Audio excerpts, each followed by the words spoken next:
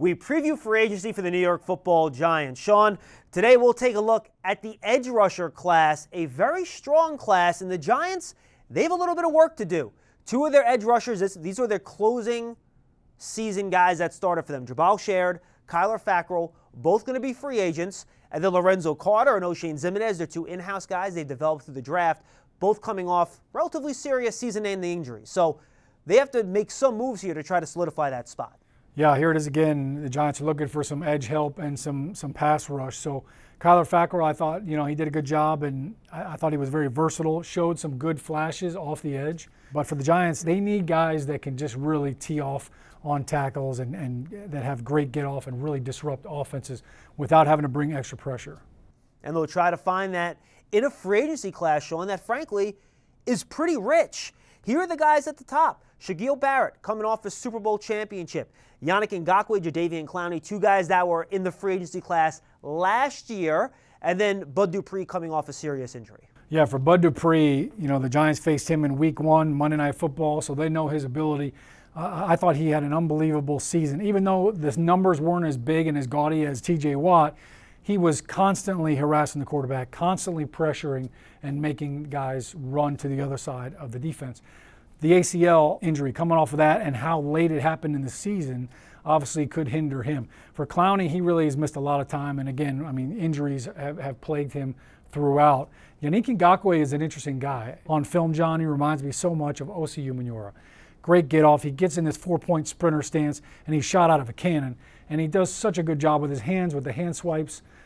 He would definitely be a valuable asset, not just on the field and in the production, but in teaching some younger players how to use their hands, the guys you mentioned like Lorenzo Carter and O'Shane Zimenez. Obviously, Shaq Barrett, you love having players that are coming off of a championship run. Having just won the Super Bowl on a defense that really came to life in the postseason. A guy like Shaq Barrett, he could play both sides defensively. You can move him around. He could play a stand-up rush in. He can put his hand down in the dirt. So he would absolutely be a great addition. Something tells me the Bucs might not let that guy get away. No. But we got to talk about it. They got a lot of guys they got to try to keep. That is true as well. Let's take a look at that next set of guys. And most years, Shaun, this would be the top group. You have a guy in Leonard Floyd who had over 10 sacks. Matt Judon's the Ravens' best pass rusher. Melvin Ingram has been a great part of a duo with Joey Bosa. And then Kyle Van Noy, who has, again, connections to Joe Judge. Yeah, you start with Kyle Van Noy, and at this point in time last year, Kyle Van Noy was, a prized possession, and people were talking about him as one of the most coveted free agents right before we got to the frenzy. And for him to be available now is pretty remarkable. So no doubt he does such a great job, both first, second, third down, all three of those. He could play Sam linebacker on or off the ball, and he could also put his hand down and rush the quarterback very well.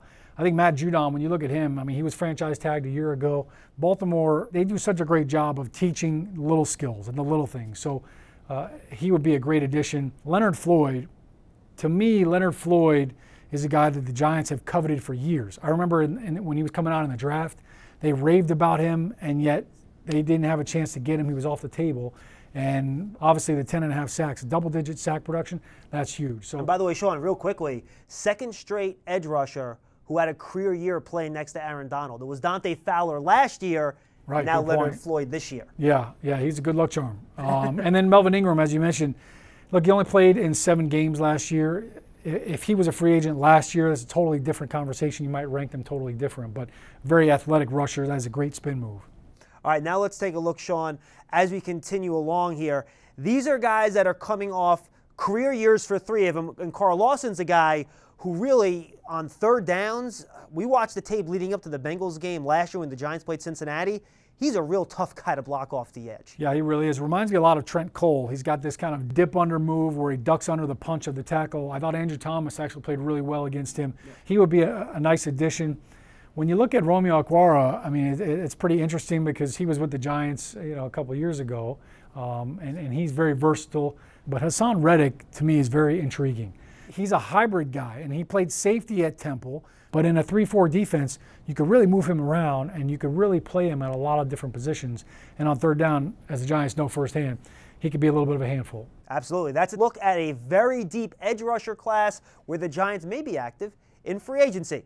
We'll see you next time, everybody.